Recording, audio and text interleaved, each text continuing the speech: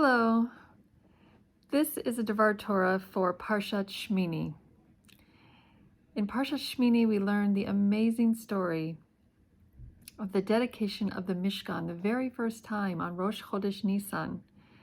The Mishkan was the traveling Beit HaMikdash, the traveling holy sanctuary of Hashem that the Jews constructed when they had received the Torah, and they would be traveling through the desert until they came to Eretz Yisrael, where they would eventually build a Beit HaMikdash. So we learned in about 5 different parshas in the book of Shemot, Truma, Tetzaveh, Tisa, Vayakel, Pekude.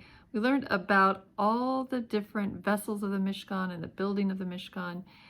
We learned all about that, and now it comes to the amazing day of Rosh Chodesh Nisan, in which they put up the tabernacle of the Mishkan the first time for the full real service, with Aaron and his sons doing the actual service. So it was an amazing, amazing day. Unfortunately, on that day, there was a terrible tragedy, and the 2 elder sons of Aaron, Nadav and Avihu, passed away. It was very, very strange. How could it be that these 2 sincere young men who were supposedly engaged in a very holy service suddenly passed away? So, based on the way it's written in the text, our sages have come up with several different reasons to explain what could have been the sin, or what could have been about Nadav and Avihu that caused Hashem to take their lives at that very holy moment.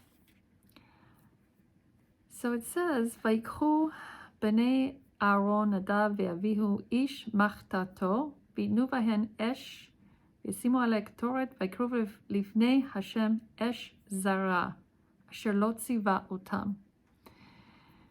So it says, Nadav and Avihu, Aaron's sons, took each of them his fire pan, placed fire on it, and then placed incense upon it, and they brought before Hashem a strange fire, which he had not commanded them. So, and then it says right after that, and then v'titzei esh milifnei Hashem v'tochal otam, v'yamutu lifnei Hashem, and a fire came forth from before Hashem, and it consumed them, and they died in the presence of Hashem. So we know that somehow, it seems, because of the juxtaposition of the verses, that they took a fire pan and they brought an incense that was not commanded, and right after that Hashem sent out a fire and took them. So it would seem that because they brought this fire, this incense, which was not commanded, that was the reason.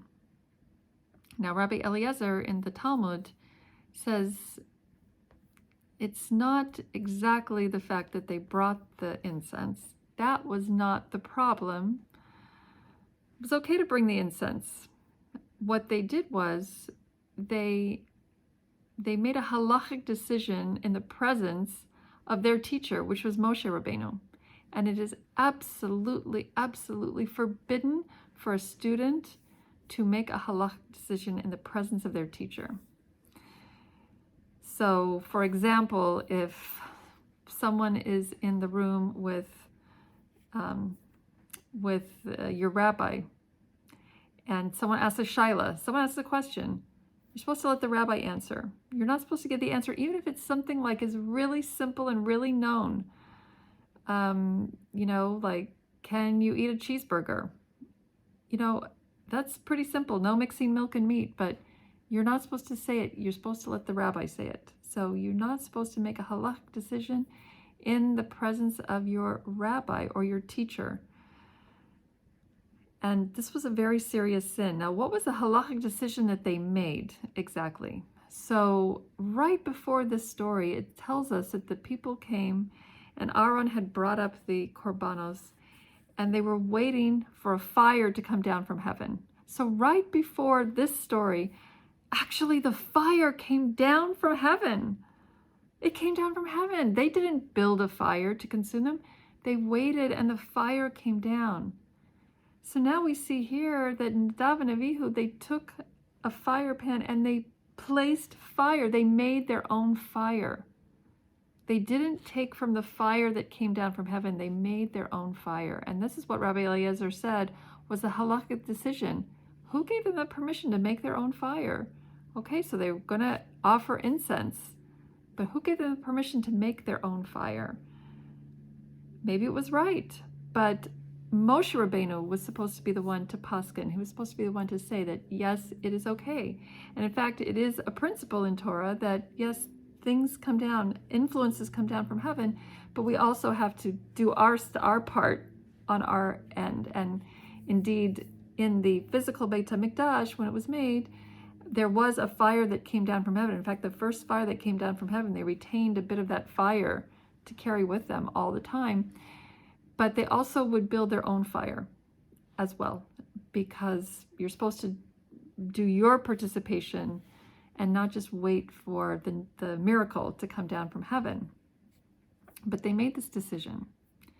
That's what Rabbi Eliezer in the Talmud says was their problem. Another explanation, and this was Rabbi Yishmael from the Talmud, says that they came into the Mishkan drunk, intoxicated with wine. And how do we know that? Because right after this story, Hashem tells Aaron to tell his children that you shall not come into the Mishkan or to do the service of Hashem in the Mishkan or the Beit HaMikdash when you have been intoxicated. So the Kohanim are not allowed to drink wine before they go in to do their service. And this is one reason why on Simchas Torah, when we have the blessing of the Kohanim, usually we do that at Musaf in the morning service, the second Amidah prayer. But on Simchas Torah, because we know people are going to have a l'chaim right after Shacharit, before they read the Torah, before we have Musaf, so if the Kohanim will be a little bit drunk, then they cannot make the blessing. So that this idea that a Kohen has to be in their right mind, they cannot get drunk, this also was given here in this parsha. And so this is what Rabbi Yishmael says. Hashem is telling us what the problem was. They were drunk. They came in drunk, okay? Another explanation is they weren't married. They didn't have any children. And we learn that from a pasuk later that says, you shall eat these sacrifices, the parts that are given for the Kohanim, with your sons and your daughters. So another rabbi in the Talmud says their sin was that they had not gotten married. They didn't have children. It's such a big thing in Jewish life to get married and have children, to build a Jewish family, a Jewish home. This is like number one. So the Kohanim had to be married, especially the Kohen Gadol had to be married. If the Kohen Gadol was not married, he couldn't serve at all. Kohen Gadol had to be married. So, and the Kohanim, the other Kohanim also should be married, and they should have children. So that's another one. Another explanation is that their death was a punishment to Aaron for his making the golden calf. In the story of the Chet HaEgel, the golden calf, Aaron was actually the one who kind of directed the whole thing. He was trying to stall for time and things got out of hand, but he was involved. And so that this was his punishment. And we know that from the fact that it says later that it says, let's see, Banav Hanotarim, that Aaron came along with Banav Hanotarim, his surviving sons. So in other words, all the sons really should have died as a punishment to Aaron. But 2 of them were left as survivors of this. So they were all sort of on death row, God forbid, but only 2 actually passed away and 2 were survivors. So that's how some of the sages learn out that the death of Nadav and Avihu was a punishment to Aaron. It's a terrible thing for a person, lo aleinu, it should never happen to any of us, to have a child pass away. Horrible, horrible thing for a parent to go through. And then the last explanation I'm going to bring, and I'm sure there are more, but the last explanation I'll bring now is that that they were in such ecstasy and so connected when they went into the Mishkan. Their souls felt the Shekhinah just so powerfully, and their souls were so wrapped up in the Shekhinah and the divine presence that they didn't want to come back. The souls just left the body and said, I'm out of here. I don't want this physical existence. I want the spiritual existence. I want to be with the Shekhinah, with the divine presence. And so it was, in a way, it was the choice of their souls to leave. So these are all seemingly very different explanations, and yet we're taught that really they're all part of one explanation. Nadav and Avihu were the cream of the crop. They were such incredibly sincere spiritual people. For them, connecting with Hashem, serving Hashem was everything for them. They were just wrapped up always in learning and davening, and they had achieved levels where they could feel and see what the mystical connections going on in the higher upper realms. These were very pure people. They didn't know what sin was.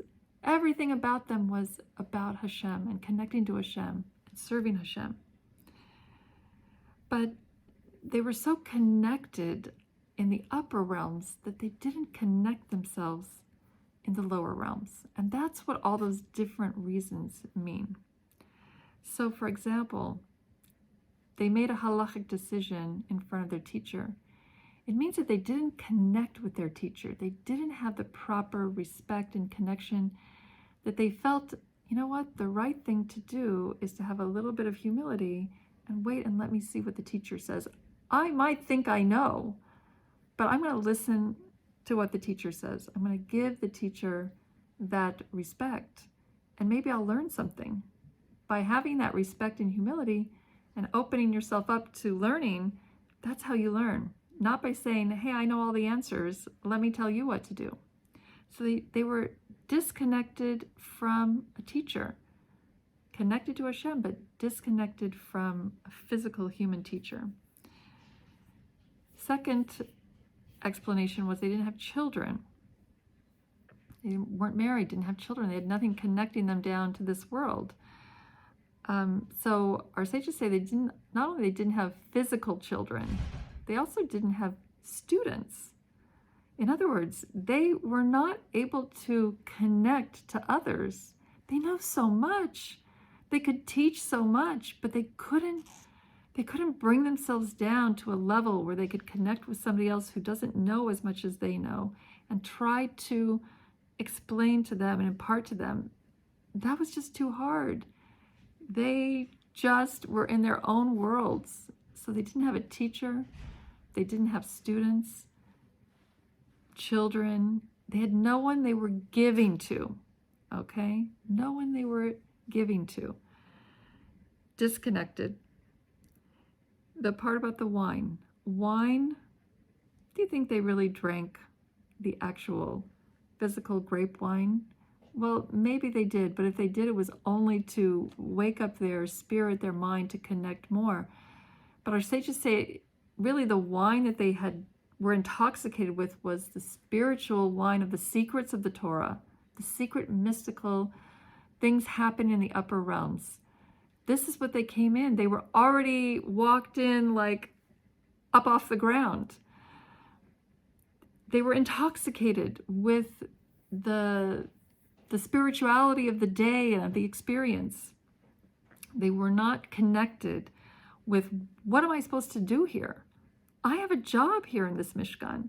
I'm not supposed to just bring an incense because, wow, I'm going to get an even higher lift spiritually. No, Hashem actually has a job for me to do. Hashem set it all out. Bring this, do that, in this order, wear this, wear that. Here's who does this. Everything was prescribed. Hashem knows what he wants. and he tells us what he wants. That's what we're supposed to do, not just whatever feels good to us, right? And again, when I say these things, I totally do not mean any disrespect to Nadav and Avihu. They were on such a much higher level than I am at all. So I'm bringing it down to a lower level of maybe what we can learn on sort of a side level, because everything in Torah is supposed to be a teaching, but not to take away from their incredibly high, pure level. Okay, but for me, I can learn things like, you know what, it's not all about spirituality, it's also about physical adherence to mitzvahs, learning halachas, doing the right thing, doing my job here in this world. And then when we talk about the fact that they were the punishment of Aaron, so Aaron was supposed to be punished by his sin, by his children passing away, but Hashem was going to have mercy on him. So he wouldn't take all of them. He'd take half. And these two, they pretty much volunteered. They wanted to go. They were like, you know what? I love this experience. I love being part of the Shekhinah. I love being disconnected from my body and connected in my soul. I don't need to go back to the body. Let my body go away, right? So they volunteered. They were having this incredible spiritual experience. But is this what it's all about? Is this what Hashem wants from us? Obviously, it's not. So Shemini, the name of the Parsha is Shemini. Shemini is 8. It was the 8th day. 8 comes after 7 days of the week from Sunday through Shabbos. It's a transcendent level. It means a level above. The experiences in the Mishkan would be a level above the normal everyday experiences that we have in this world. So after this whole story with Nadav and Avihu, the Parsha tells us its main teaching in this Parsha. And what is it about? It's about kosher animals, birds, fish, insects, reptiles. It gives us all the laws of the kosher creatures, okay? That's very practical. That's like, what does it have to do with spirituality? That's like, you know, that's what I'm going to fill my stomach with when I eat, right? And I know what to eat, what not to eat. That's very, very like down to earth practical. It doesn't seem at all mystical or above, but that's what Shemini is. That's what the transcendent is. That bringing the spirituality and the commitment to Hashem into this world. So at the very end of the explanation of all the different signs of a kosher animal and what are kosher birds and what are signs of a kosher fish and what little creepy crawly creatures, what we do with those things, then the Torah concludes that section by saying, Zot Torat הבהמה והעוף וכל נפש החיה הרומסת במים ולכל נפש השורצת על הארץ, להבדיל בין הטמא ובין הטהור, ובין החיה הנאכלת ובין החיה אשר לא תאכל. This is the law concerning all of the animals and the birds and all the living creatures that swarm in the waters and the creatures that crawl on the earth, to distinguish between the unclean and the clean, and between the creatures which may be eaten and the creatures which may not be eaten. That is the whole point of all of this. So we can distinguish, lehavdil, we can tell the difference between these. So Rashi says, you know, when it says lehavdil, it doesn't mean the obvious. The obvious is obvious. Like, I can tell the difference between a cow and a donkey. That's easy. Okay, that's obvious. That's simple. What the Torah is telling us is something even more subtle. Rashi says it that, you know, when a shochet takes a kosher animal like a cow and he cuts the windpipe. It has to be a bit more than 50% halfway cut through. If it's 49.99%, then it's not kosher.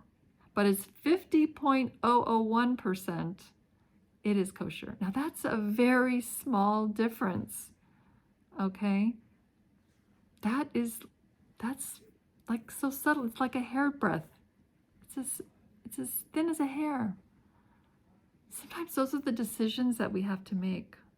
We have to know what's kosher and not kosher, not only in the animals, but also in every decision that we make in life. Is this the right way to go, or is it the wrong way to go? And we're going to be distracted by so many things. Things are not always black and white. It's not easy to decide. So we have to just seek out Hashem's help, because certain things are going to be next to impossible for us to discern, to distinguish, lehavdil. We need Hashem, who is all-powerful, who is all-knowing, who can tell the difference between 49.99% and 50.001%, or even a smaller percentage, that Hashem can tell the difference. We need him to help us. How do we get Hashem's help? So the Rebbe tells us the way we get Hashem's help is by following Hashem's laws, by adhering to the Torah, by connecting to Hashem through Torah and mitzvahs. And if we do that, and we commit ourselves to a life of Torah and mitzvahs, of always striving to do the right thing, Hashem will take care of us. We can have emunah, we can have bitachon, we can have a lot of faith and trust that if we commit ourselves, please Hashem, I just want to do the right thing. Please guide me in the right way. Hashem will guide us in the right way. And if we commit ourselves to that, we can leave it up to Hashem, to his grace, to his help to us, that we will go in the correct path. We will make the right decisions. So from Nadav and Avihu, we can learn some of these Torah values that we need to adhere to. Number one is having respect for rabbis, for teachers, for elders. One of the big helps to us in making the decision is to actually ask a shaila, to ask a rabbi, what should I do in this case? And very often the rabbi will sift through to the very granular details when it's very gray, and the rabbi can give you the direction to go. And if the rabbi is not able to make a decision and says, you know what, this or this, it's up to you, then we trust in Hashem. But we have to have respect for rabbis, for teachers, for elders. Second value, building Jewish families and Jewish homes is so important and central to Judaism. Working on our own homes and our own families is so important. Helping other people, helping others to, contributing toward building Jewish families, helping people make shalom bayit, just being there for each other, to support each other in this incredible work that we each are supposed to be involved in building Jewish families and Jewish homes. Another one, having the proper boundaries in our behavior. So even though it's okay to drink wine, it's kosher, but you know what? If it's going to lead me to be intoxicated to the point where I'm not doing the right thing, then it's not okay. So not only wine, but just any kind of behavior which would lead to certain disrespect for what your job is, then, have a boundary. Just because it's kosher in certain situations doesn't mean in this situation. Having the proper boundaries. And probably the most important one is being connected to this world, being connected to our accomplishments in this world through Torah and mitzvahs. So important. Just having spiritual thoughts all the time, that's not what the Torah is all about. We accomplish so much by doing the physical mitzvahs, lighting the Shabbos candles, keeping kosher, having proper speech, all of those kind of things, dressing tznius. Those things are very, very important. They accomplish so much. But it's also about being connected to each other, being connected to our families, being connected to our teachers, being connected to our students, being connected to our friends, being connected to our communities. Connections. That is the primary Jewish value. We're a community. And as a community, we're strong. And we have Hashem's help together with us in the community. So if we can learn the lessons from this Parsha and commit ourselves to the Torah way of life with the Torah values and say, I know that if I continue and I do what the Torah tells me to do, it's going to be the right way, and Hashem will help me. Through this, we will merit that Hashem will help us through all our difficult decisions and all our difficult situations, and God willing, we'll merit to have the greatest reward, which is the coming of Mashiach right away, speedily in our days, mamash. So have a great Shabbos.